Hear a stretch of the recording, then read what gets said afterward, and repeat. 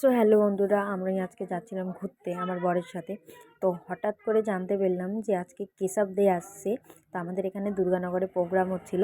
তো জেনেই তো এখানে ছুটে গেলাম। তারপরে তো অনেকক্ষণ ওয়েট করার পর এই গানটা শুনলাম।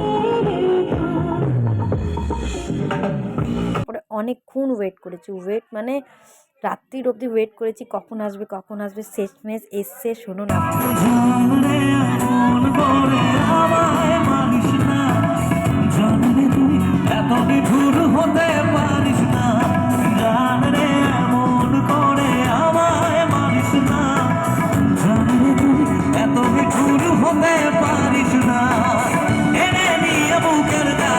শেষমেশ দেখা শেষ, একদম খুব সুন্দর লেগেছে, এত সুন্দর লেগেছে। ওর মানে ওর গান খুব পছন্দ আমার।